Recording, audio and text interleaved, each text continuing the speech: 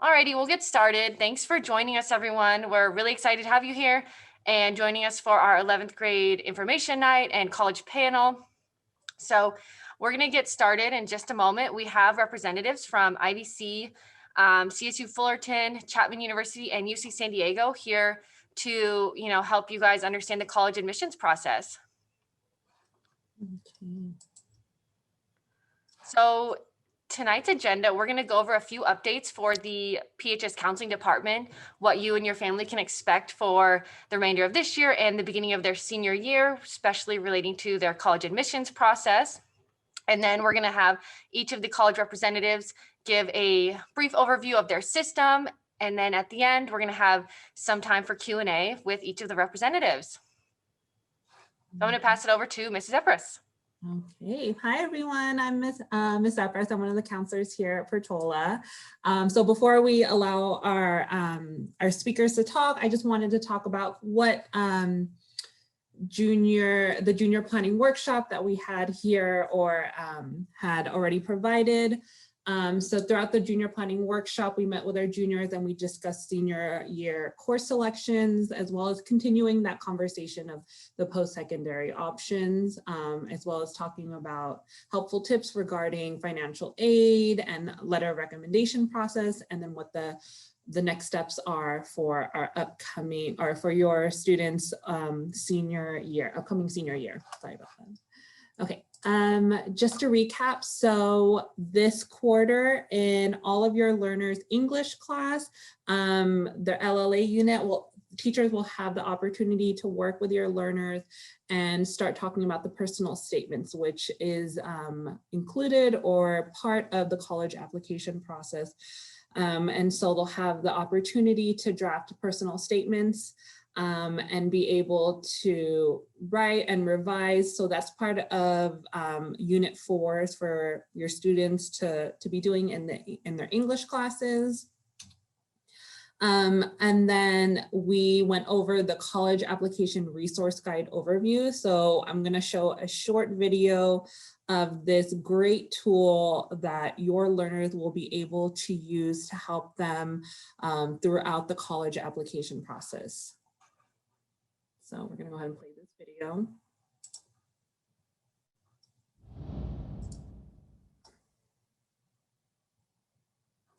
Oops. This video will give you an overview of the information and resources available on Portola's College Application Resource Guide. On the overview section, you can view a calendar with important dates and deadlines, including college visits and college and career events throughout the year. As you scroll down, you can view the college application timeline of important dates and action items regarding 2-year and 4-year colleges and financial aid. On the bottom, you can access our frequently asked questions.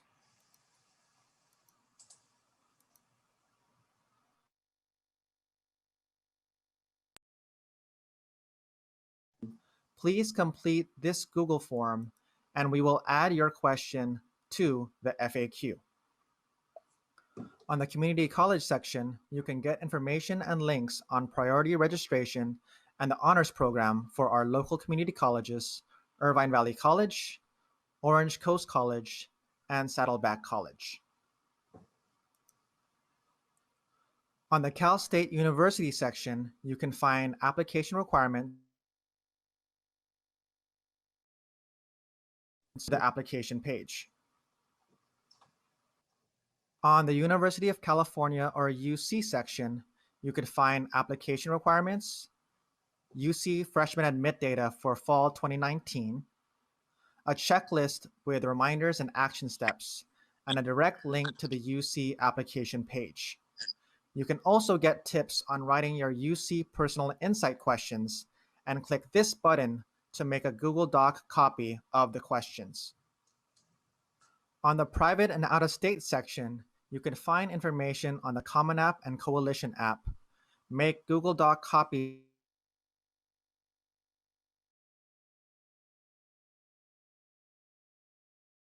courses and grades on the Common App.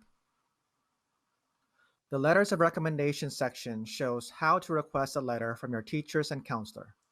You can start requesting a letter from your counselor by emailing Mrs. Seward as soon as September 3rd.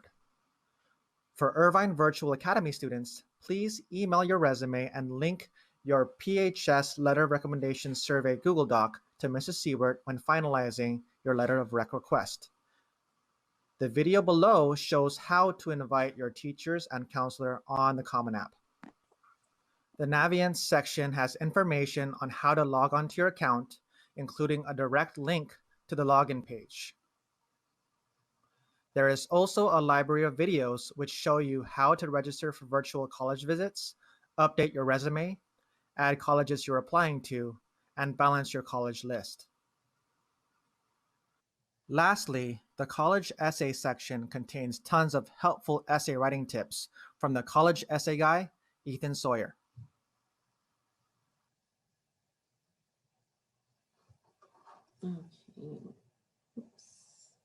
Okay, so this is a really great resource that is available to all of our students right now. You can find it on our main website. And so I just wanted to show you guys how to find that. So if you're on our Portola website under counseling, if you click that, it'll take you to our main page. I'm gonna scroll down a little bit under college and career. And then on the very front, you can't miss it, the college app resource guide. So it'll take you to this right here. So along with this and our college reps that are here to talk about each of the systems, it'll definitely answer any questions you have about how to apply for college. Oops,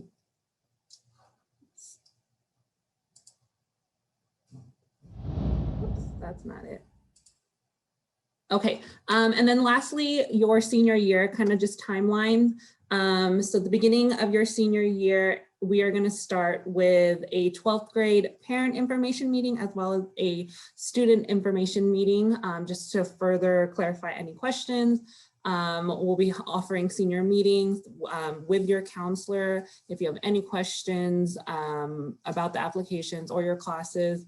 And then we'll continue to check in with you as 12th graders and talk about your letter of rec process. And then we offer college application workshops weekly around that fall semester before UCs, Cal States, and private schools applications are due. So just be on the lookout for all of this during your senior year.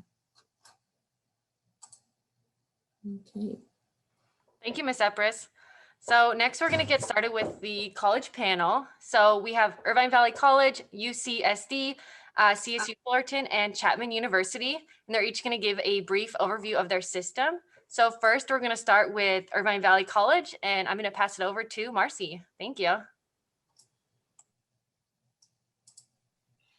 Good afternoon, everybody. My name is Marcy Mendoza, and I'm a counselor at Irvine Valley College. Thank you for having me today. I'm just going to go over some brief stuff about Irvine Valley College and some of the great and wonderful things that we have to offer. Slide.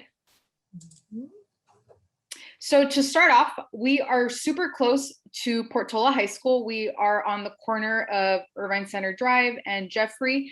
We were built in 1985, which we are a relatively small community college compared to others. We have about 15,000 students enlisted every year. And we have over 80 different majors in liberal arts, sciences, and technologies. And then we have over 70 different career technical education programs. Slide. So what does IVC offer? So IVC has 3 different components that we like to break it down to that we offer. Our first are certificates. Certificates are what we call short-term degrees. If you're the student that is looking to kind of get into the workforce right away and you don't want to spend too much time in school, certificates are a great way to go because they are job training in other sense. So we offer certificates in everything from electrical technology to accounting to theater arts. We have certificates in a little bit of everything. So we offer over 70 different certificates at IVC, and they typically can be done in 2 to 3 semesters. We then offer associate's degrees. Associate's degrees I like to refer to as the next degree you can earn after a high school diploma. Associate's degrees are about 60 units minimum, and they take about 2 years to earn if you're a full-time student, and we have over 70 different associate's degrees you can earn. aside from associate's degrees, we also offer transfer, which is what most students are attending IVC for. We offer transfer specifically to anywhere that accepts a transfer student, which is really great. If you go to the next slide, this is where we like to brag about our transfer. IVC is has the #1 transfer rate in the state of California.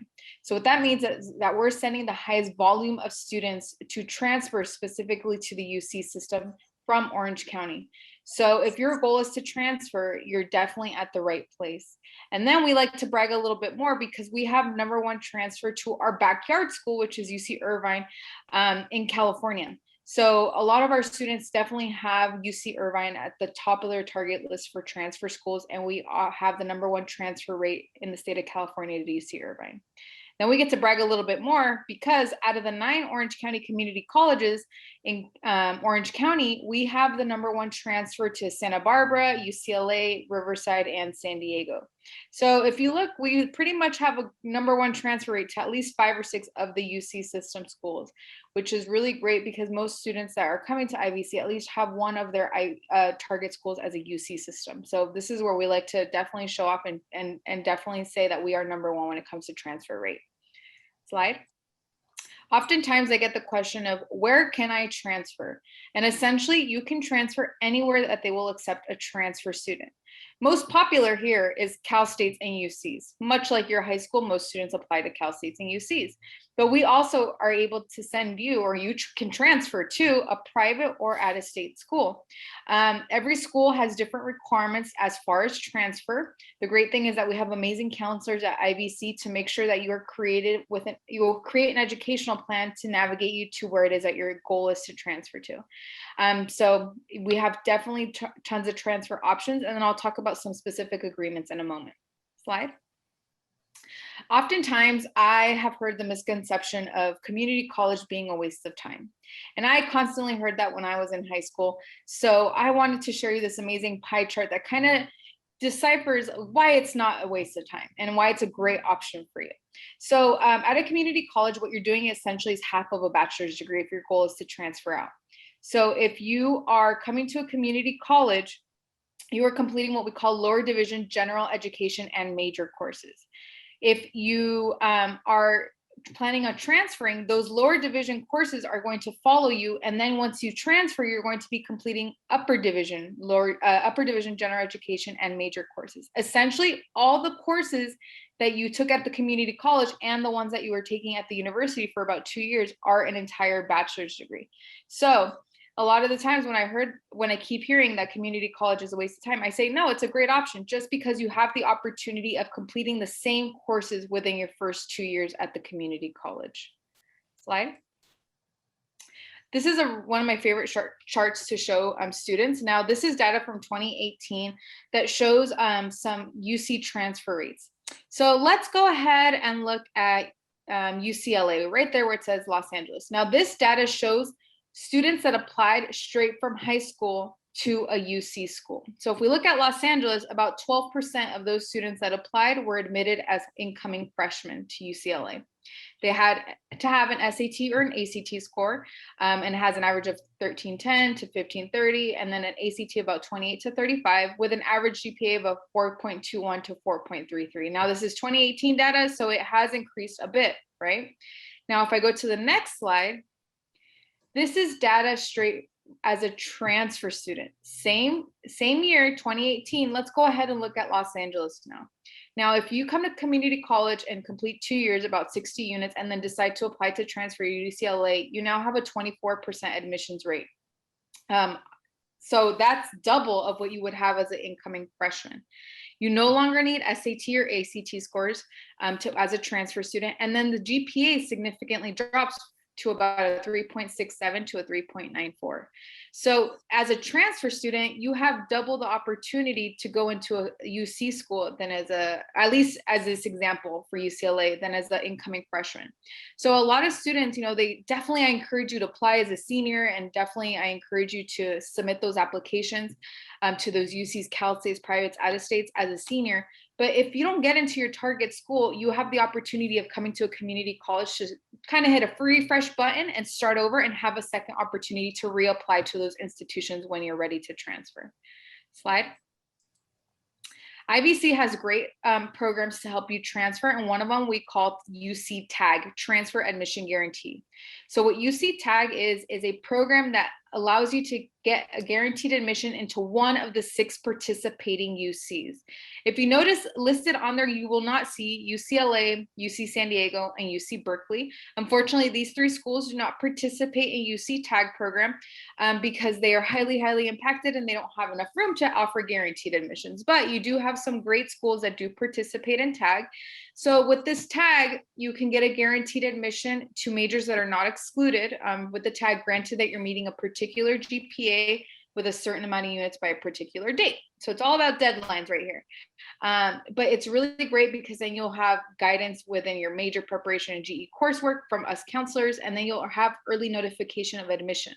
So prior to submitting a transfer application, if you are going to tag one school, then you are able to submit that application prior. And just keep in mind that you can only get a guarantee to one school of these 6 participating, but you can definitely apply as a regular student to all the other schools. Slide. The Cal States also have a great admissions program. It's called a degree with a guarantee. It's when you have an associate's degree for transfer in a particular major, you can get a guaranteed admission into one of the 23 Cal States. What's great is that you'll pick your top 3 schools and hopefully one of those will offer you admission. If not, they will reroute your application, but you will get admission into one of the 23 Cal States if you have an associate's degree for transfer. Most students will walk out of IVC with an associate's degree. And it is not required to have an associate's degree to transfer, but our goal is to make sure you walk out with a piece of paper saying you've completed all these general education and major courses, which will probably align to an associate's degree. So that's the great thing about attending IVC. You'll have an extra degree for the most part. Slide. We also have great agreements and programs such as the honors program. So the honors program at IVC, think of it kind of like a club.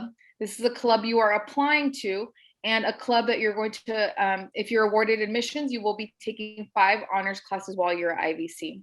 It's great because you get priority registration. You are offered special transfer agreements specifically to UCI and UCLA as our top transfer schools. And then you're guaranteed priority revision of your application if you complete the honors program. So while you're at the honors program, you will have to complete 5 of your classes at IVC as honors classes. Now, these classes are not to say they're more rigorous because they're honors classes. It's the style of instruction that makes them distinct.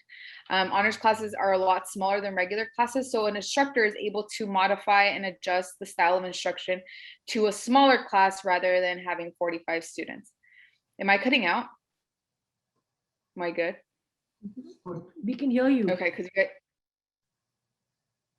you can hear me? Okay, good. You're good, Marcy. Okay, because you guys all froze on my end, so I was like, oh no. Okay, thank you so much. Okay, go ahead, slide.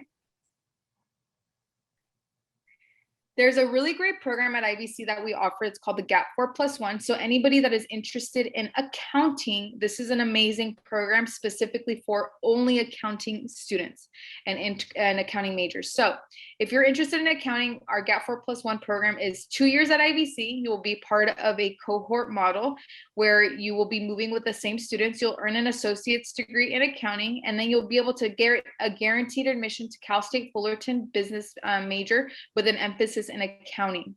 And then if you stay a 5th year, you actually walk away with a master's in accountancy, tax accounting, or finance. So that's 5 years to a master's degree.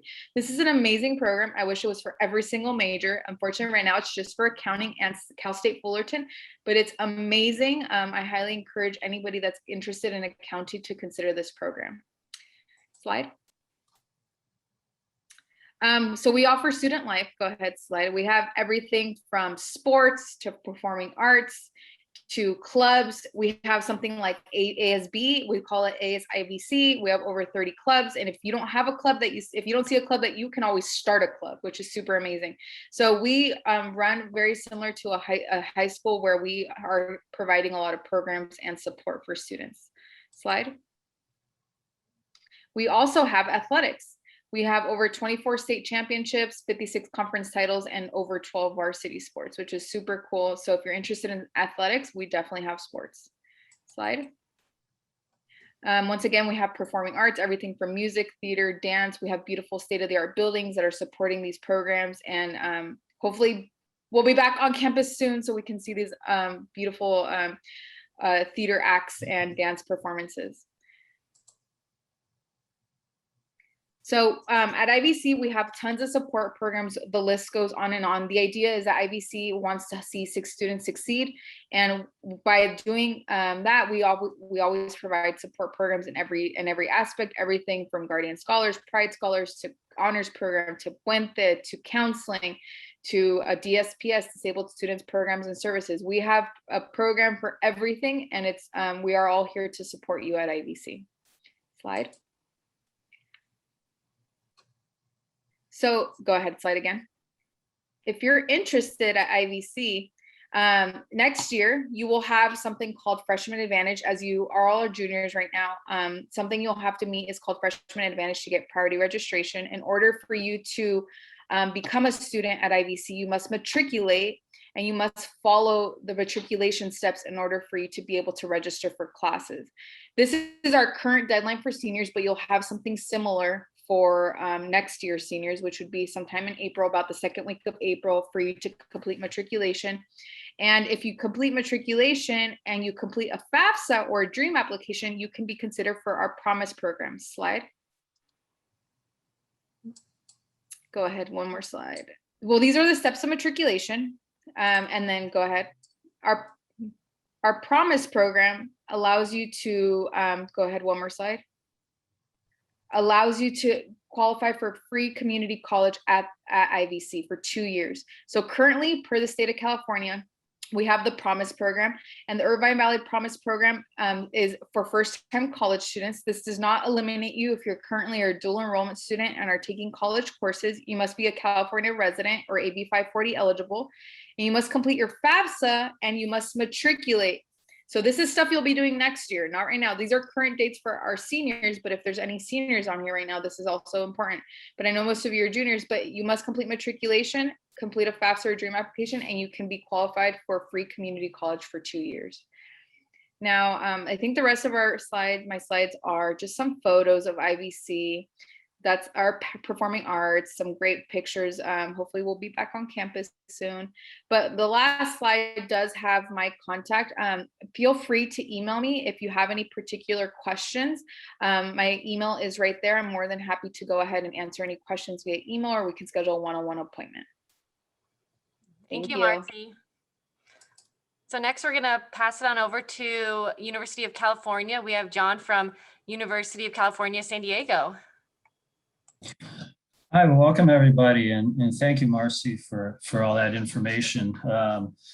Yeah, I couldn't agree more with a lot of what she said. I'm going to talk a lot about freshman admissions, but we're very enthusiastic about transfer admission here too, and I love my transfers. I just today finished off all my transfer reads. So a couple caveats here before I get started.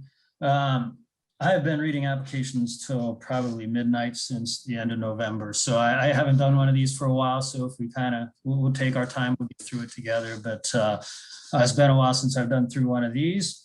And I also have a 3-year-old daughter off at a gymnastics lesson here, but there's a very real possibility she'll be home soon and want to join in the conversation. So just bear with me through that as well.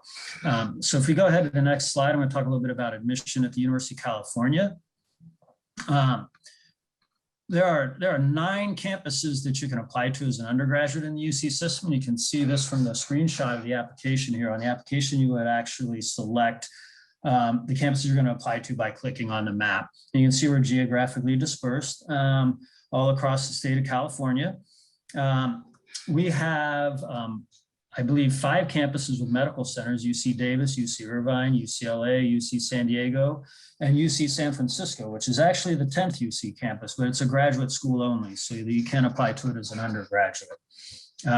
There are also I believe, 6 schools of law, one at UC Berkeley, one at Davis, one at Irvine, one at UCLA, one at Santa Cruz, and also at UC San Francisco, the UC Hastings School of Law.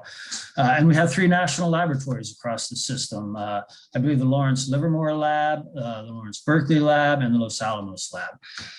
So there's lots of diversity and things going on across the system geographically, as well as the different types of education, professional education we offer. So if we go on to the next slide. Great. Some of the things you want to think about as you're deciding about the UC system and where you may apply, consider different things such as major. If you have a specific major you're interested in, does the campus offer my major? Do they offer it, but it might be called something slightly different from one campus to the other.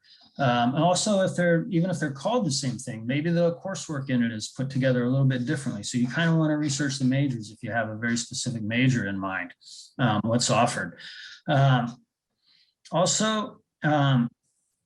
have different settings. You can see from the map on the previous slide that we're dispersed across the state of California. Some are in big cities, some are college towns like Davis. Even though it's a large campus, more than half that town is the college campus. So, we have a lot of different settings. We have, warm and dry down here in San Diego. You have, seasonal activity up in the northern part of California. So lots of different things to consider as far as where you're going to be located. We have different sizes of campuses. There's some campuses are over 30,000 undergraduates, like Berkeley, Davis, Irvine, Los Angeles, and San Diego. Medium-sized ones between, say, 15 to 30,000 would be Riverside, Santa Barbara, Santa Cruz. Campuses with less than 10,000. You're looking at places like Merced.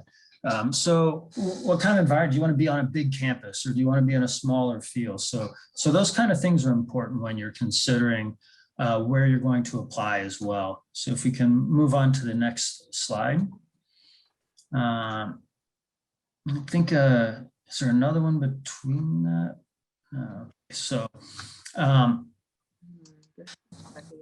Yeah, our application timeline. The application is available August 1st. You cannot submit it until November 1st through the 30th.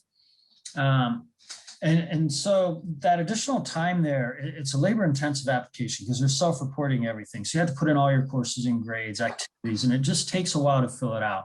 So we allow you that extra time beginning in August to get in there and start filling out the application.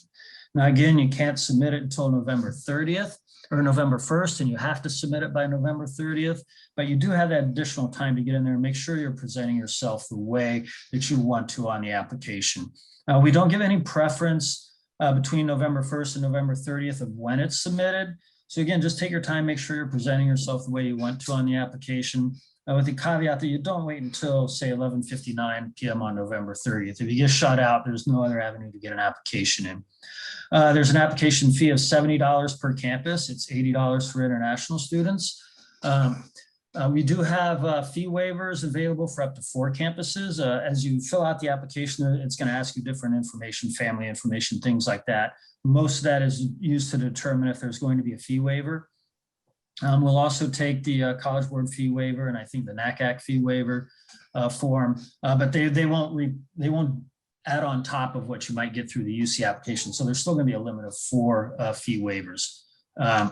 We do not do early action or early decision in the UC system. Our deadline's already kind of early, and we don't have that sort of, signal your interest by saying this is the place you're going to come, with an early decision type of thing. So if we move on to the next slide, and as a public institution here in the state of California, it's where the vast majority of our applicants come from. And as you can see, that's reflected in our population. We're over 82% California residents. Some 40% of our students across the system are first generation. And you can see there across the system, around 28% come from the community college through the transfer pathway. I believe at San Diego, we're typically around 1/3 of our incoming student body is transferred, but across the system around 28%. So again, it is a viable pathway, even though I may not talk about it much here during this presentation. All right, so we can move on to the next slide. Our students across the system are very engaged, not only in the campus, but in the wider community. We find students who are engaged are more likely to graduate on time and have higher levels of satisfaction in their undergraduate degree. So, you know, it extends beyond the classroom. As you see, some 42% of our students across the system are involved in community service. 53% are getting involved in internships, practicums, field experiences, things like that. 85% are getting involved with their faculty in various projects, including research or creative projects, things like that. We also, I believe, I'm not sure across the system, I know we have a UC Education Abroad program, but just on the San Diego campus, about 20-some% of our students are studying abroad. So they're getting involved in a lot of different things, both on and off the campus. If we can move on to the next slide. And at UC, we support all students across the spectrum. All of our campuses have offices that support various students with different backgrounds, undocumented students.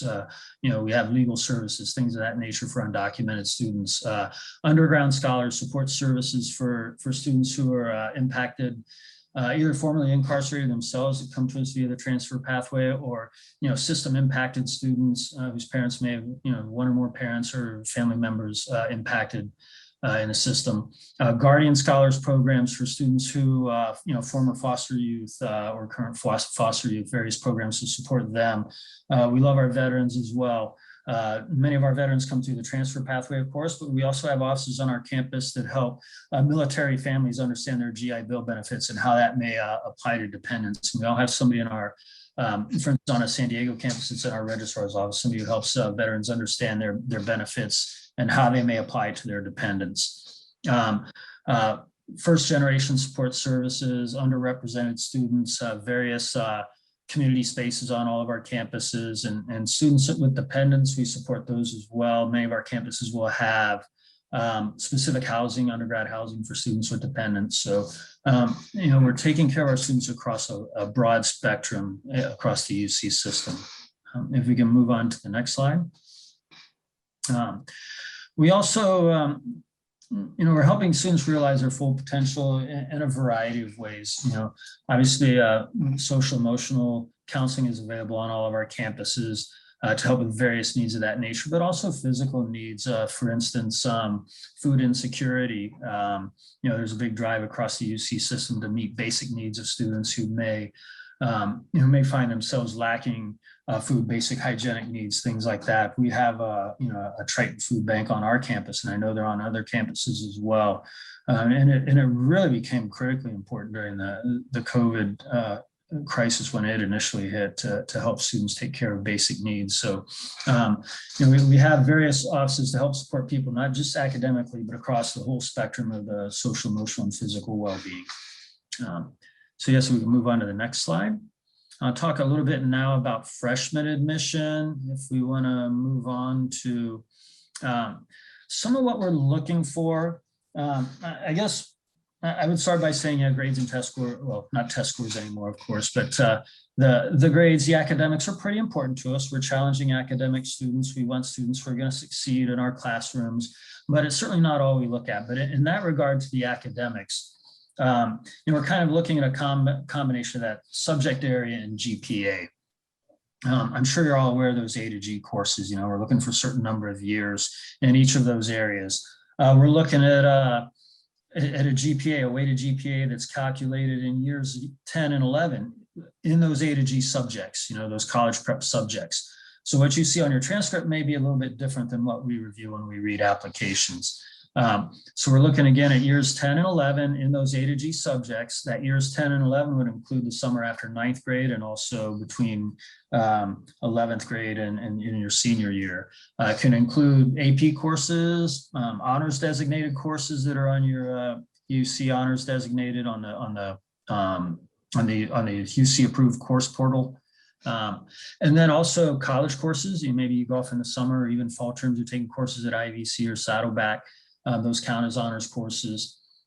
So any of those we find, it adds an additional point to the numerator of your GPA for each semester-based honors course we find. At San Diego in particular, when we calculate a GPA, and our stats would be based on a maximum of 8 of those additional courses. So, but we might see a GPA that's not weighted or not maxed out at 8, uncapped weighted GPA. We'll see a unweighted GPA. So we see a lot of different things, but our stats are based on that weighted GPA in years 10 and 11 with a maximum of 8 additional honors courses, 1 point for each of those in the numerator of the GPA. So from the academic side of things, that's kind of what we're looking at there. But there are other factors. So if you want to move on to the next slide. Okay, that looks like the system-wide guarantee. I think that got a little ahead of itself, but it's one of the things we do consider eligibility in a local context. It's one of the factors. Top 9% in each high school that participates in the ELC program. The UC defines it as a guaranteed spot should there be space available. So if you're not admitted to one of the campuses you apply to, we'll find you a spot at another campus, presuming there's space available if you're top 9% in your high school. And we determine that during the application process, comparing the applicant pool to years past from your school, but also to the current year, and who's kind of top 9% there. There's also a statewide guarantee, but they're kind of working on that, reworking it because the eligibility index used to include the SAT exams, which we're no longer using anymore. So, but there is still a statewide guarantee too. So if you move on to the next slide. So I talked a lot about the applicant, the academics that we look for. And the minimum requirements, those minimum A to G subject areas, a minimum of a 3.0 GPA, but all of our campuses are going to have more applicants that meet those minimum requirements than we have space for. So then we're going to get into selection. And that's going to come down to things so like the applicant pool. It's going to be different from campus to campus. The academic factors I talked about, of course, but also these comprehensive review factors, that ELC, I had that slide maybe a bit out of order, but that's one of the factors, but there are other factors as well. So the selection is delegated to each campus by the UC Regents, and we'll each use these factors maybe in slightly different ways. So there are multiple factors that we have that we can use, those comprehensive review factors. We'll complete our own individual review independent of each other. So I'm not going to call up UC Irvine and ask them, are you going to admit this student? Because if you do, we're not going to. We don't really care where else you've applied. We're going to do our own review. And if we think your student is going to fit on our campus, going to make a contribution to our campus, then you're going to be admitted without regard to who else in the system may or may not admit you. So we're conducting our reviews independently of each other. If we go on to the next slide. So some of the criteria that can be included in this, you can see on here, academic achievement, personal and school context, the PIQs, activities and awards, special talent, life challenges, special circumstances. There's a lot of different things that are available to us. The UC faculty have approved. Traditionally, it had been 14 factors until we kind of did away with the SAT. The testing was one of them, but all of the factors officially are grade point average, courses completed and planned, honors courses, the local context that I talked about, the quality of your senior year program of study, academic opportunities in your California high school, performance in your academic subject areas, achievements in special projects, improvement in your academic performance. Are you getting better over time? Special talents, achievements and awards, participation in educational and preparation programs, academic accomplishment within the context of your life experiences, your school experience, your academic environment and geographic location. So all of these things are factors that are available for us to use in comprehensive review across the different campuses. Each campus may use those in different ways or may place more weight on some versus others, but we all do this comprehensive review. And so the SAT score, again, is not going to be part of that anymore. I'll talk a little bit more about that later. In fall 2021, we were test blind due to the lawsuit, and I believe most campuses right now have gone on to determine they're going to be test blind this fall. We're still waiting to hear from our faculty senate in regards to what we're going to do. It should come out within the next week, but all of these other factors come into play. So, people think, well, what are you going to do without the test score? Because that it seems to a lot of students that that's a critically important factor, but I've just listed a ton of other factors that we've always considered. They've always been part of the application in addition to the academics. So the test score was just one additional factor in that. So we just kind of move on to the other things. What else do we find in the application that we find is attractive in terms of those other things I mentioned? And again, each campus has these available to them to use.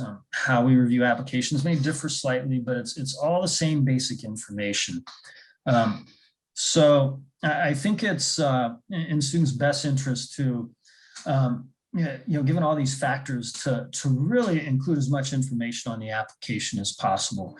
Wherever there are options to include information in the activities and the PIQs, try not to replicate that information, talk about the same thing in different places. Always be looking for an avenue to present new information to us, because we're really hungry for additional information that can help give us insight into some of these other areas we're looking for. So try not to be repetitive, put the same thing in the activities section, and then talk about it twice in the PIQs. I understand some things, it's not so much maybe what you've done, we're not looking for specific things, but that you've explored some things, and some have become very central to you, who you are and who you've become, and key components of the person you've become, and your personality and your character. So it's not so much what that is, but maybe how you explain that in the personal insight questions, or how well you tell that story and can tell us that, again, that story. So don't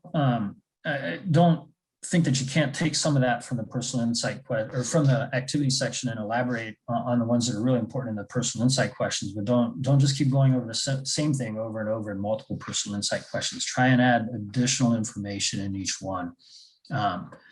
So if we can move on to the next slide.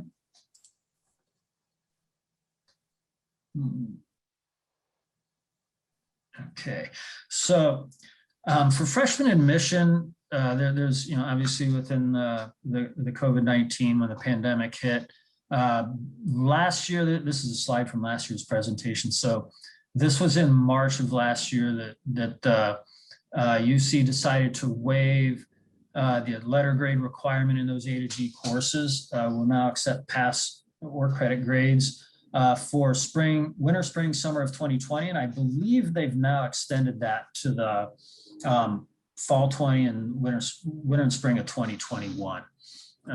So those courses, if your school is offering pass, no pass, or you have to go, your school converted all their grading to pass, no passing, you didn't even have the option, that we're going to accept those for A to G courses, so they will count. Although we haven't relaxed it enough that we'll take letter grades of D or F to meet A to G requirements. We just relaxed it enough that we'll take pass, no pass grading, because we understand the COVID-19 pandemic has kind of forced that upon a lot of schools. Now, okay, so if we can move on to the next slide.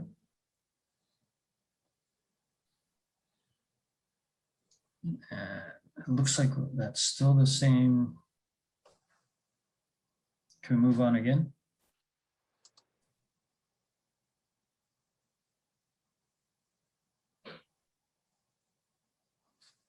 I think we're still on the same slide. It was there was the second slide of resources. Oh, just like it. Okay, so if we could just move again.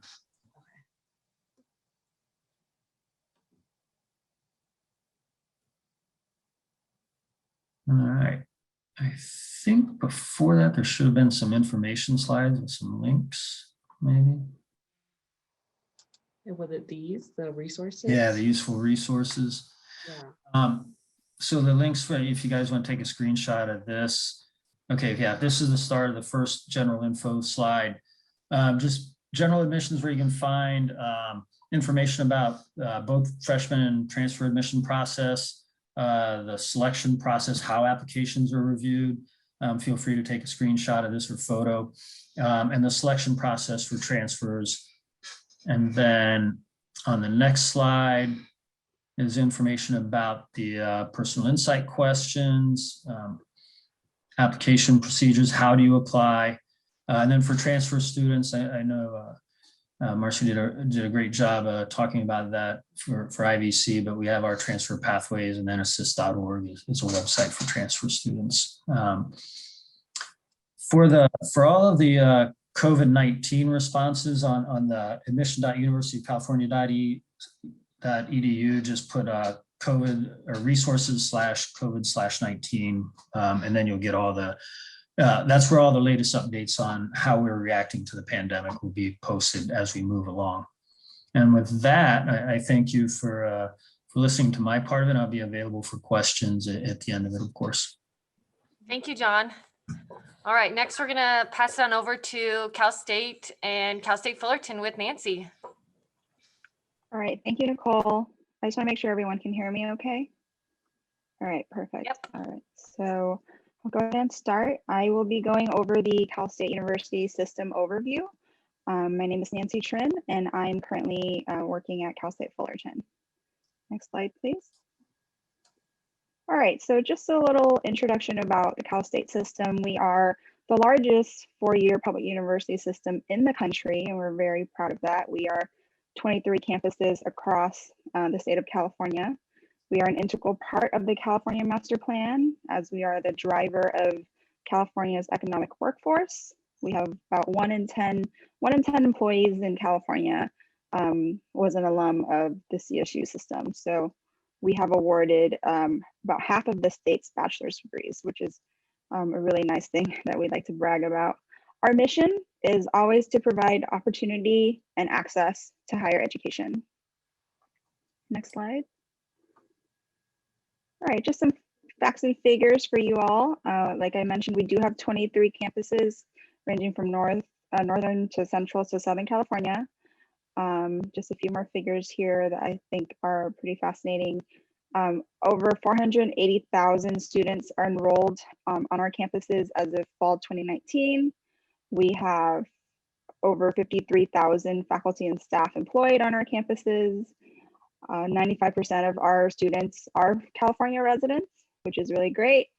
We have 50% students of color on our campuses, and a third of our undergraduate students are first generation, first to attend college in their families, which is really awesome as well. Next slide. All right, just another visual to showcase our 23 campuses. They are all very great campuses, very unique. They have, unique features. For each of the campuses, we have a maritime academy, which is based in Northern California. So if you're interested in that, you'd be attending college on a big maritime ship. We have some other really great campuses. I'm sure you recognize some of these pictures, ranging from Long Beach to Pomona, Fullerton, of course, my home campus, ranging all the way up to Northern California, like San Francisco and San Jose. So very beautiful campuses throughout California. Next slide. What do we offer? So I don't know if you know, but we actually offer quite a range of degree programs, not just bachelor's degrees, but obviously that's our bread and butter. So we do offer bachelor's degrees, bachelor's of arts and bachelor's of science. We also offer credential programs across all of our campuses. Usually these are teaching credential programs. There are some other credential programs more specific for certain professions, but the majority of them will be teaching credentials. And then for graduate study, we do offer master's degrees as well as doctoral programs, ranging from an MA, MS, an MBA, which is the Master's of Business Administration, and the MED, Master's of Education. Doctoral programs, you have your education, doctorate of education, doctorate of a nurse practitioner, physical therapy, and the PhD. Next slide, please. All right, so I'm going to jump right into the admissions requirements, since I'm sure that's what most of you are wondering about, with all the changes that have been happening with the pandemic and what that has, how that has affected college admissions. It has certainly affected the CSU system. So for the entering class of fall 2022, which is you all are right now, current high school juniors, these are the admissions requirements / criteria for the CSU. Keep in mind, this is a general overview of it. Each campus will have their own specific criteria. So I would encourage for you to just take in this information. However, if you're interested in certain campuses, to do some research after this and take a look at their specific admissions criteria. But for freshmen, you are looking at the criteria would be a high school diploma, complete your completed A through G coursework, a qualifying A through G GPA. Again, that will vary depending on the campus and how impacted it is. And the last thing, which is the new thing, because we have also suspended testing for admissions criteria, and it's the multi-factor admissions, or some campuses will call it supplemental factors admissions criteria.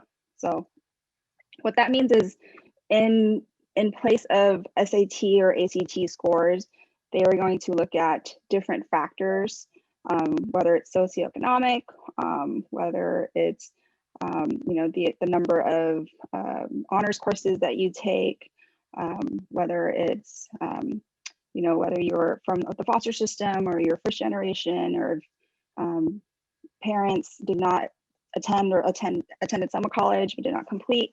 So those are some of the examples. Again, each campus will have on their admissions website, each CSU campus will have outlined what their multi-factor admissions are. For Cal State Fullerton, we're actually not using multi-factor admissions for the most recent admission cycle, and for the upcoming cycle, we are going off of GPA. And that I don't want to get into the reasoning behind that, but I do know that because we're such an impacted campus and we are the only Orange County CSU, we had to act quickly and decide on a new criteria that would work for our campus. So, and then on the transfer side, not much has changed. These are kind of the same requirements that have been in place since before the pandemic. So if you're interested in the transfer route, I know there was a great presentation during this panel. These would be the same transfer requirements that we have been looking for since before the pandemic. And then the link at the bottom is really great. Sorry, let me just mention that real quick. If I can send that in the chat later on as well, but this is the Cal State High School guidance for fall 2022 prospective first-time freshmen. So this applies to you all. I would definitely bookmark this page because it has a lot of great guidance and information about admissions criteria for the for that class, for fall 2022 class. All right, next slide. Okay, now I'm going to get into a little bit about impaction. I know we're pressed for time, so I'll try to move as quickly as possible. So we do have impacted campuses, and we also have non-impacted campuses. So in the orange column there on the left side, those are basically our non-impacted campuses. So if you meet minimum CSU eligibility for these campuses, and if you apply to these campuses, you will receive an offer of admissions. Moving on to the gray column, these are impacted by certain majors. So it's not impacted as a campus, but some of the majors on these campuses are impacted. So again, I would encourage you to take a look at each campus and look at the majors that you're looking at and see if it's impacted on these campuses. Moving on to the last column in the yellow. So all of these campuses, and Fullerton is on there, Long Beach, Fullerton, Fresno, LA, San Diego, San Jose, and San Luis Obispo. These are actually impacted all around. So the entire campus, every major at every level, freshman and transfer, are impacted, meaning that these campuses just receive way more applications than we have space for before we had to admit students at a kind of a higher criteria because of this impaction status. Next page. All right, and then just a little bit more about impaction. So just so you know, Portola students, part of Irvine Unified, you all are a part of our local admissions area, which is a really nice advantage. So what that means is whoever is in our local admissions area, high school students of Orange County, Chino, Corona Norco, Walnut, Whittier, and Albert school districts, they will receive a priority admissions preference. What that means is right now, without the testing, now that we're test blind, we actually will award a 0.3 GPA bump to your application GPA at the time of your application. So whatever your GPA is calculated at during your application, we'll add another 0.3 to it. So for example, if your GPA is 3.2, we'll add another 0.3 so that your total GPA would be a 3.6 when we review your application. So it gives you a slight advantage over the non-local area applicants. Same thing, similar thing with transfer applicants. Just to quickly mention, we do also give local preference to transfer applicants who attend a community college in Orange County. And instead of the GPA bump, we really just admit our transfer applicants who are local. We have a lower GPA cutoff for them. But yes, we can move on. All right, just want to mention our Cal State Apply online application website. So we changed over to Cal State Apply, I want to say 3 or 4 years ago, and it's been, for the most part, it's been a very positive change. The application is sort of a smart application, kind of similar to the UC application, but it's one application. You just have to go to one website and you create, your login, and you can apply it to any and all of the Cal State campuses through this application system. So it's really great. You just kind of check the campuses that you want to apply to. Obviously, each campus will cost a fee. So it's $70 per CSU campus, unless you qualify for the application fee waiver. But it is $70, so it does add up, but it's really nice that you can just fill out one general Cal State application and submit it, and it'll go to all of the different campuses, the CSU campuses that you wanted to apply to. And then the last fall 2021 application window was a little different, and I do believe this was because of the pandemic. It usually is from October 1 to November 30th. However, last fall it was extended another 2 weeks. So it was October 1 to December 15th. So we don't know what the application window is going to be like for this upcoming cycle, which is why I put it may vary. But if anything, it might just go back to the original October 1 to November 30th. What that means is you actually won't be able to see the application until October 1. So unlike the UCs, where you can go in August, unfortunately, we will not have a live application for you to start working on until October 1st. But you do have two months to work on it, so that's a good chunk of time for you to work on it and submit. All right, next slide. And then also on the Cal State Apply application, or the website, you can actually use it for college research purposes. There's lots of great resources and information on there. If you're interested in learning more about each campus or different degrees and majors, financial resources, there's some really great information on there. So we always encourage our high school students to, play around and learn more about the CSU through the Cal State Apply website. Next slide. All right. So we always like to highlight the cost because we are very proud in being probably the lowest public university tuition cost in the country. And this is updated as of fall 2021 tuition. So this is the upcoming semester, upcoming academic year. You're looking at just a little under $7,000, $6,980 for the year for 2 semesters. So very affordable. We offer, very high quality, affordable education, higher education. On the right-hand side, you'll see that our students do receive a lot of financial assistance from financial aid. So we do like to highlight that. On top of the very affordable education, our students also receive, quite a big amount of financial aid that you don't have to pay back. All right, next slide. And just, kind of following up on that, we do encourage all of our applicants to file for federal financial aid, whether it's through the FAFSA, which is for, permanent residents and citizens, or through the CDA, the California DREAM Act, for our AB 540 students. The filing window is the same for both financial aid applications, October 1st through March 2nd. And we also tried to, let students know there's other resources out there if you're interested in looking at scholarships and applying to outside scholarships. So we like to list those on there.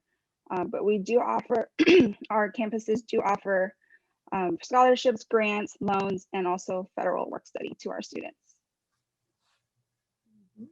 Next slide, please. And then this is just a slide that we always include, even before the pandemic. We encourage everyone to visit our campus. Unfortunately, most of our campuses right now are operating virtually, but there are still ways for you to visit virtually. So I would encourage you to, look up virtual tours at the campus that you're interested in. For example, Cal State Fullerton, we're offering daily virtual tours. All you have to do is go on our website and look up virtual tours, sign up, and you can, get on a Zoom with a tour guide, and the tour guide will walk you through the campus virtually, which is really nice. And then I believe this is the last slide here. This is our office's contact information. If you're interested in reaching out to us, we are your local CSU. We're the, Orange County CSU. So please reach out to us via email, or if you want to call us and leave a voicemail, we will definitely give you a call back. And please visit our website if you're interested in getting more information on our campus as well. And we also are on social media, so Facebook, Twitter, and Instagram. So you're more than welcome to follow us to get updates. Thank you so much. Thank you, Nancy. So next, we're going to travel on over to the California private system with Lauren from Chapman University. Awesome. Hi, everybody. Thank you so much for having me. I'm super excited. So my name is Lauren Birch. I work in the Office of Admission at Chapman. I'm also a Chapman grad. So I feel like I was just going through all of this with my own family. So happy to share some tips and tricks and some inside info. So yes, like Nicole said, I'll be going over the private system. The first thing I'll say, what's a little bit interesting about the private university system within California, it's not really like, the Cal State system or the UC system where we're all very similar and we all follow this one way of reviewing applicants or timeline, deadlines, that sort of thing. We're all pretty different. We are all, our own school. So I definitely recommend, if you have certain private universities that you're interested in, definitely going to their own info session is super helpful. But I'll go on to the next slide. All right, so who we are, you can go to the next slide. Awesome. So you've probably heard of quite a few of these schools.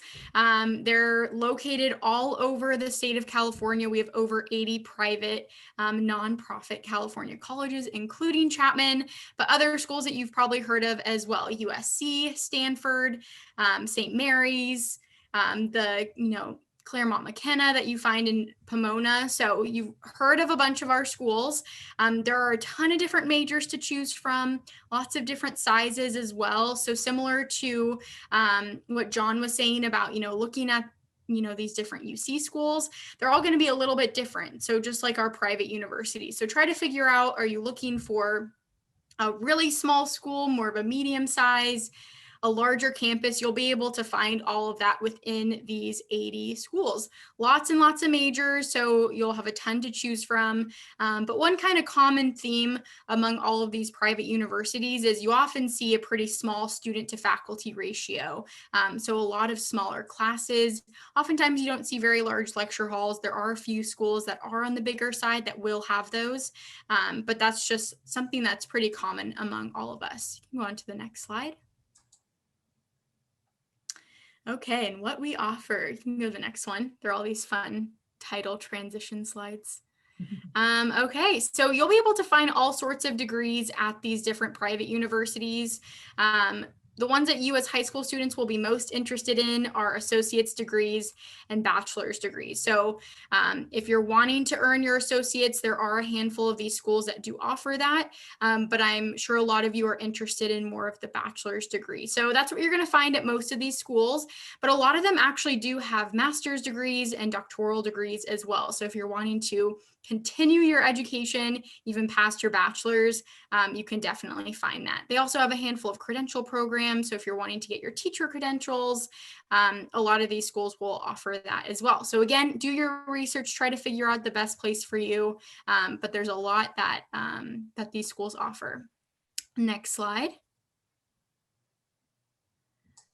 All right. And then similar to what I've been saying, lots and lots of variety. It's hard to kind of sum up all of these schools, in a few slides, but you will find both 2-year and 4-year programs. You're going to find traditional liberal arts institutions like Claremont McKenna and Pomona and Pitzer. You're going to find these nationally ranked research universities like Stanford, but also more faith-based ones like LMU, visual and performing arts focused schools, non-traditional programs, professional schools in business, law, and medicine. So you'll really find everything within private schools. So again, it's really going to be you trying to pick and choose what are you most interested in, what are you looking for. Next slide. Awesome. So to sum us up in 3 words, we like to say that we're diverse, involved, and our students are successful. You're going to find students coming from all across the United States at these schools. I think that's one thing that I really enjoyed at Chapman was, since we're a private university, that tuition is the same for both in-state and out-of-state. So it brings a lot of students from all over the United States and all across the world to our campuses. We're also, our students are super involved. You're going to find a ton of ways to get involved. Oftentimes with these smaller class sizes, it's also really easy to get to know your peers, get to know your professors, figure out how to fit in all of these fun things that your students are wanting to do, in your 4 years at college. And our students are really successful. They oftentimes, graduate within the 4 years. They're going on to do amazing things.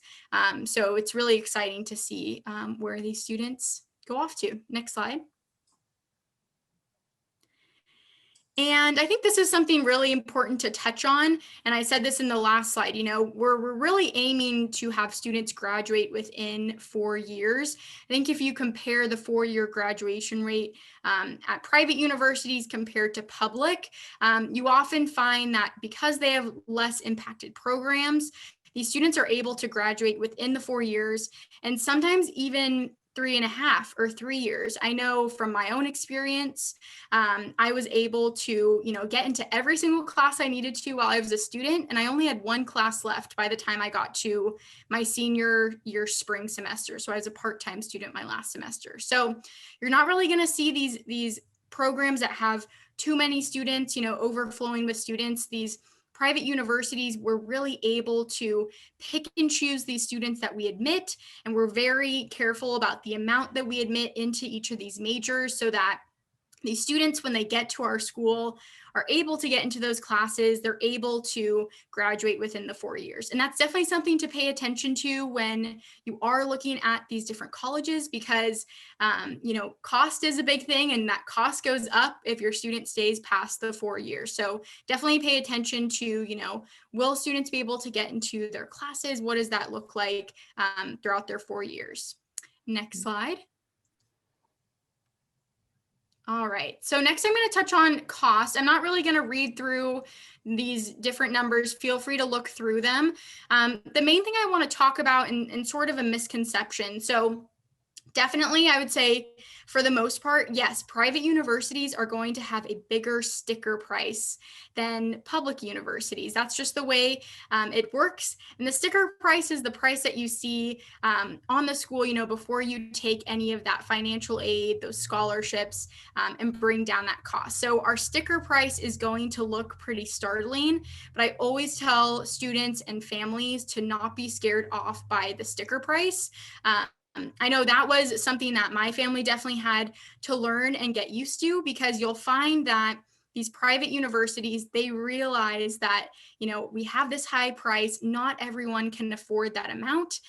So they're very generous when it comes to financial aid. So you see, students from all these private universities, they're awarding $1.4 billion in student financial aid each year. So again, I always tell families, don't rule out of school based on that sticker price. Fill out the FAFSA, work your hardest in school so that you can maybe get a merit scholarship. There are a lot of ways to bring that cost down.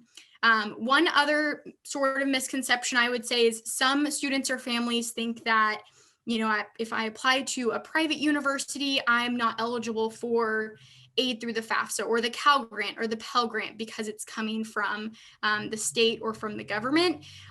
All students are eligible for that. Does not matter where you're applying. So definitely fill out the FAFSA. Many of our students are Pell eligible or Cal Grant eligible as well. So lots of students receiving tons of aid at these private universities. Next slide. Awesome. And this kind of just touches on what I was talking about. You're going to find that a lot of these schools offer different scholarships compared to some public universities. So we definitely take the FAFSA. That's how you're eligible and looked at for need-based aid. So grants, work study, loans. But a lot of these private universities also award merit scholarships. So based on how well you've done in high school, your academic performance. A lot of times they will have different scholarships, maybe based on the major that you apply for. So talent awards or STEM focused awards. So definitely ask, admission counselors at these different schools that you're looking at to see, what scholarships they offer and how you can put your best foot forward to be eligible for these scholarships. Next slide. Awesome. And what is applying to a private school like? So we can go to the next slide. Again, I've probably said this a ton of times at this point, but every private school is going to be a little bit different. So definitely do your research. So this is sort of just a broad sense of private university admission reviews. Most of these schools are going to say that they have a holistic review process. They are looking at a ton of things when they're trying to make a decision. So they're looking at your academics, how well you've been doing in high school, the rigor of your course load, how do you compare to the rest of your graduating class? They're going to look at the major that you're applying for. Are you a good fit? Are you prepared for that program? They're going to look at community impact. How involved have you been in high school? Are you doing some volunteer work? Do you have a part-time job? Are you a member of clubs or sports team? What does that look like for you, and how are you going to make an impact once you get to our community? And then the last thing is institutional fit. And I think I'll touch on this a little bit later, but a lot of these schools, they want to see students that are just as interested in the school as they are in the student. So I always tell students, do your research, go on those virtual tours or in-person tours once they start up again. look on the website, talk to any current students or alumni that you know, really try to gather a lot of information to show these admission counselors that you're a great fit for their school and that you're super excited about them. I think a lot of these private universities can be picky, and they want to choose students that want them right back. So we can go to the next slide. All right, and then just a little bit more on applications. Again, they're all going to be a little bit different, but for the most part, they're all going to be personally reviewed. There's going to be an actual admission counselor reading your application. You're going to find these different timelines and deadlines. So you'll find early action, early decision, regular decision. Some schools will have rolling admission. So learn about those different deadlines and which one's the best for you, especially the difference between early action and early decision, because you'll often see those at these private universities. You're going to see a wide range of acceptance rates, some very high and some very low. So that's also something to look at. Try to pick out some safety schools, some mid-range schools, and then some reach schools for you. I think looking at that's important. But a lot of these schools use the Common App. Some will have their own individual application as well. The Common App is super nice because certain parts will go to all these schools that you apply to. So that's really convenient. But a lot of times they'll have their own short answer questions they'll ask. So we ask, why Chapman? Why are you applying for this specific major? Some schools will offer optional interviews, or maybe they're required. And then definitely looking at your GPA, how you've been doing in high school.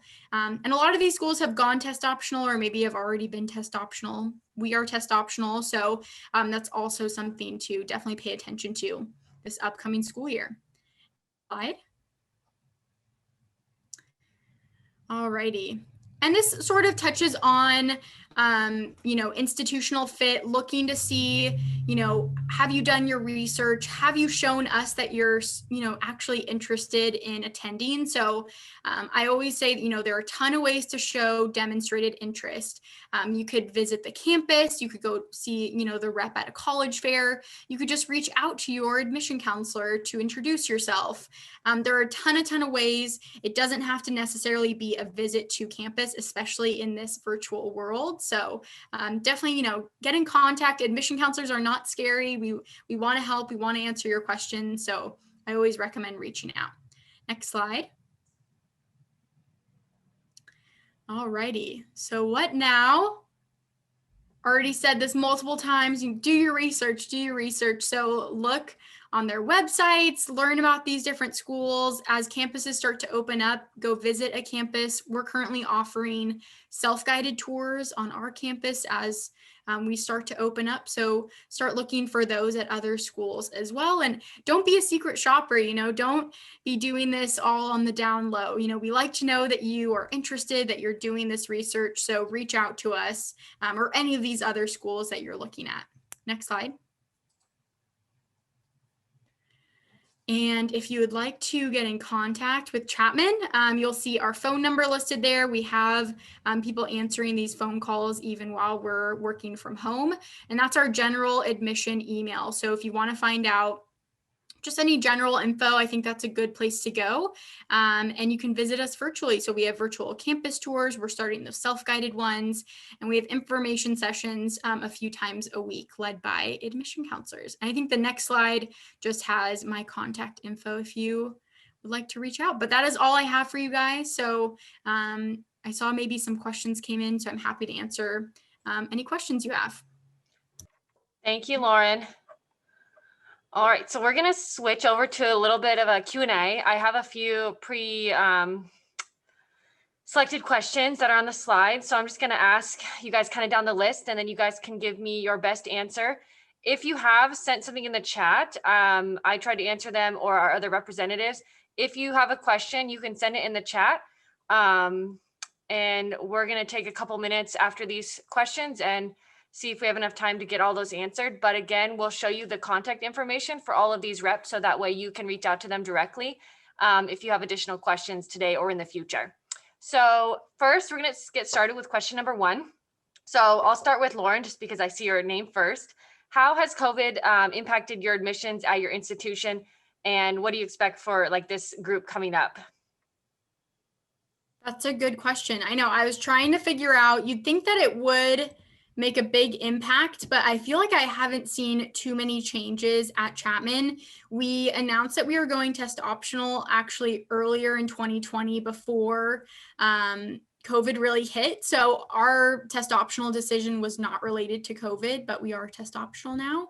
I mean, we're definitely aware of how COVID-19 has impacted families. So there's an added question to the Common App on that. But really, we're still reviewing the same way. All that's really changed is we can't meet with you guys in person. So I always recommend sending a quick email or calling us if you can. But yeah, no real big impacts for us. Maybe I'll think of some more as others share. Okay, thank you. How about in the UC system, John? Yeah, I kind of agree with a lot of that. I just from the applications I've read, I haven't seen a big difference. I know our application numbers jumped significantly this year. And I don't think our pool is any more competitive because we deferred more due to COVID. We had about the same number of deferral requests that we normally do. I don't recall reading really a lot more applications from students who just thought, oh, I'll just apply because they hadn't been in contact with their counselor and didn't get the guidance about where to apply and how to. And so I think from just the nuts and bolts of it, reading applications, I haven't noticed a lot of a difference. I agree with Lauren. A lot of it's just in how we operate, particularly in the recruitment process, and how do we engage with students and get them the information they need. Has changed drastically, and I think I found particularly, it's kind of where I used to kind of structure my day around the drive up and down the 5. Now it's pretty much whenever something's going on, I hop on the computer and connect with a group wherever they may be in the world, actually. So to me, that's I think it's opened up some maybe new opportunities in how we connect with students. Okay, thank you. And how about the CSU system, Nancy? Yes, I actually do have a few things to list in terms of this question. The CSU actually made a lot of accommodations because of the pandemic. For one example, they extended their deadline to December 15th, which I mentioned before, an extra 2 weeks for students to fill out that application. They also suspended standardized testing for the fall 2021 cohort and also the fall 2022 cohort, which is your current juniors right now. They adopted the pass and no pass grading for A through G coursework all the way from winter 2020 to summer 2021. So that's quite a long range of time. And then CSUs, I know our campus, we started accepting admissions deferrals because of COVID. Not a whole lot. It has to be, really extenuating, but we did start accepting, they were admitted for fall and they wanted to defer to spring. We did review those on a case-by-case basis. Okay, thank you. So yeah, those are the main changes. Mm-hmm. Okay. All right, let's go to question number 2. All right, so what should I do if I'm unsure of what major to pick? This was a common question that we have been asked in the past. So how about Lauren, I'll start with you again. What do you say to a student who would ask you this type of question? Yeah, it depends a little bit. I'll kind of give my 2 different responses. So if you're truly undecided, or if you're trying to pick between non-talent programs at Chapman. So if you're looking at biology, but also business and political science, and you just can't decide, we do have the option to apply undeclared. So definitely apply undeclared. Totally acceptable to do that at Chapman. The one exception to this response that I give is if you are interested in a talent program at Chapman. So if you're thinking about something in dance or theater or the film school, those are very difficult to switch into once you get to Chapman. So if you're thinking about one of those, considering those, I would say, just go for it and apply rather than undeclared, because we don't really see a good fit for those students. But otherwise, I think undeclared is a great option, again, if you're looking at those non-talent programs. Okay, cool. Thank you. How about with the UC system, John? Yeah, I kind of have my college counselor answer, which is great. Yeah, I mean, you don't have to worry about it right now. And I'm a big fan of liberal arts education and the fact that it leaves you open to a lot of things. And most people I know and who are successful in any walk of life, they didn't, you know, they're not doing what they started out studying, you know, so there's nothing wrong with that. Specifically to the UC system, though, I would say, because we have so many majors that are impacted, and how we handle those is a little different from campus to campus. You may want to do some research. For instance, at UC San Diego, we don't admit by majors. So you could apply to UC San Diego, pick one of those CAP majors, but we might admit you, but might not put you in that major because we just don't have enough space. Other UC campuses may admit by major. You may not get admitted at all. So I would say do the research within the UC system on how they do that. For a school like mine, where we would still admit you, I would say, if you think you may have an interest in a major that's capped, for us at San Diego, it's, you know, biology, engineering, physics, math, our public health program's capped. You know, it ought to be a first choice major. You know, that's your best chance to get it is during the application process. And if you decide later it's something else that's not a CAP major, you want to go undeclared or go more of a liberal arts kind of route, you can always change from the CAP major if you get it to one that's not capped a little bit easier. So my advice to students in that regard is if you've got an interest in a CAP major, and maybe you're not sure, but you think maybe you're interested in that, put it as a first choice major and select something else as an alternate. Okay, thank you, John. And how about at the CSU system? What do you see, Nancy? So on the CSU, on the Cal State app, there is an option to select undeclared or exploring, as some of our campus call it. But my personal advice is to actually, it's kind of similar to what the other reps, yeah, do your research, because it will just, you know, save you a lot of time and energy to have a focus or have an interest early on. So whether that's talking to your counselor or talking to your family or community members, and learn more about different career paths and majors. And I agree with John, not every major will translate to a career, but the more you know, the better, so that you can, you know, select something that you have passion about, you have interest in on that application, and it will probably, you know, be in your best interest to select something. Again, you can change it later too if you're not, you know, tied to a major that you're admitted as, but again, it will help to have something in mind to work towards. Awesome, thank you. All right, let's see, question number 3. So what are the next steps in the college app process starting summer before senior year? So what are some things that juniors should be thinking about maybe right now or summertime to get them gearing up for the college search process when they come back as seniors? How about Lauren? What do you think? Yeah, I would say what comes to mind is starting to think about letters of recommendation. I think starting to think, okay, what teachers have I had a really good connection with? Is there anyone that I should touch base with once I get back to school? Obviously, you might end up, you know, wanting someone in your senior year to write a letter, but I think starting to think about that a little bit in advance. But I think the main thing is just going to be picking what schools to apply to and doing that research, because you know, if you put this off to the last minute picking your schools, then you'll really be rushing through those applications. You probably won't be able to write as well crafted as, you know, when those schools ask, you know, why us? I think doing your research and touring beforehand can really help. So I'd say just the exploration process overall would be good to start over the summer too. Okay. What do you think, John? Yeah, I agree with that. A lot of it, I think letters of recommendation, you don't want to be caught chasing down teachers, you know, last minute, they're going to have a ton of requests. You know, we don't do letters of recommendation in the UC system, but for those of you, if you're looking outside, definitely make those connections. Let them know you may be on their list next year for a recommendation. Give them a resume or a bio or something to go off of, so that it kind of helps them with that. Paring down that college list, and you got a wide list, start narrowing that down over the summer, exploring what are their essays, personal insight questions like, start drafting those over the summer.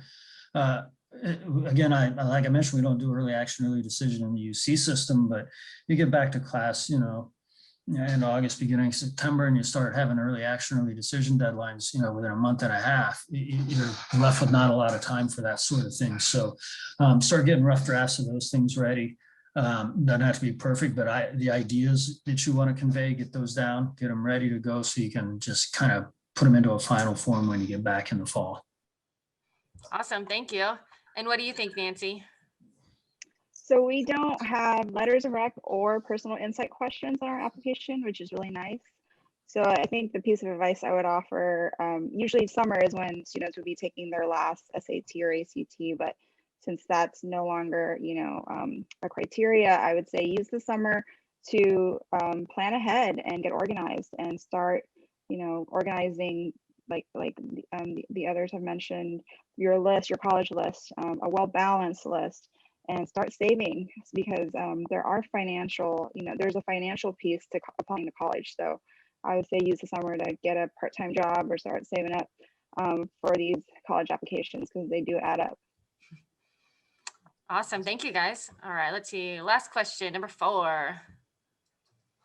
So just kind of any final pieces of advice for students or families while they navigate the college process. So just last piece of advice that you guys have for our juniors, since they'll be starting senior year soon, to navigate this process. How about Lauren? What do you think? Yeah, I mean, I feel like I said it a lot of times in my portion of the presentation, but my biggest piece of advice is really just to use your resources to learn about these schools as much as you can, because you'll be spending 4 years of your life wherever you end up at. So I think it's good to really put a lot of work and a lot of thought into the schools that you do apply to. Awesome, thanks, Lauren. How about you, John? Yeah, I think a lot of the same. I would say find, don't just go down rankings and things like that.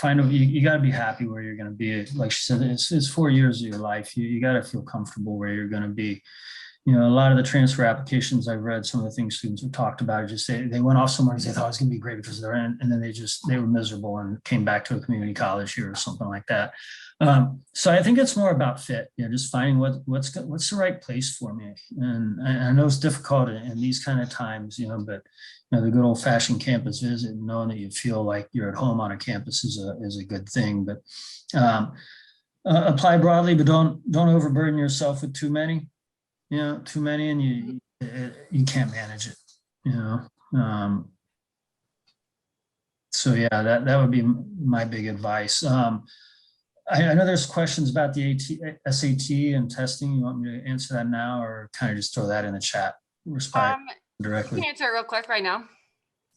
Yeah, I think big question about. I saw one for would you recommend taking the SAT if the UC systems test blind? And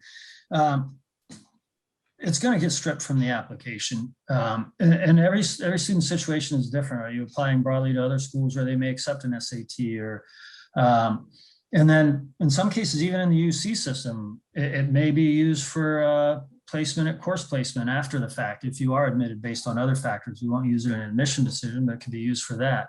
SAT subject tests may be used in determining cap majors and things like that, but we won't see it during the application process. So, but again, that's a decision for each student.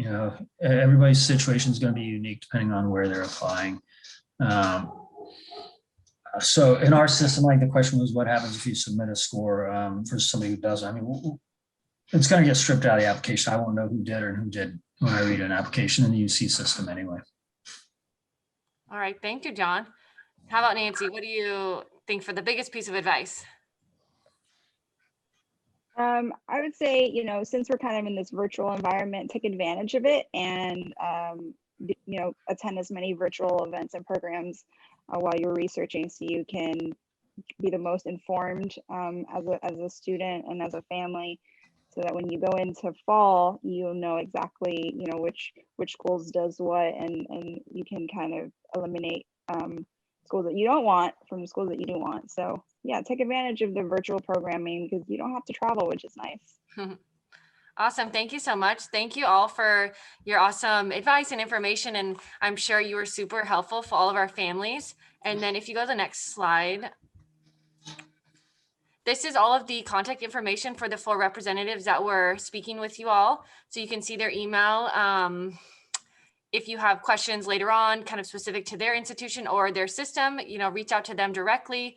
They're a wealth of knowledge, and we thank you guys for joining us and hope you have a fabulous rest of your night. Thank you all, and thanks for participating. Bye, everyone. Thank you.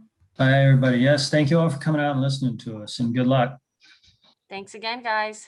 Take a screenshot of this slide if you want, and we will be sharing it later on via email or on our website, so we will send that out shortly.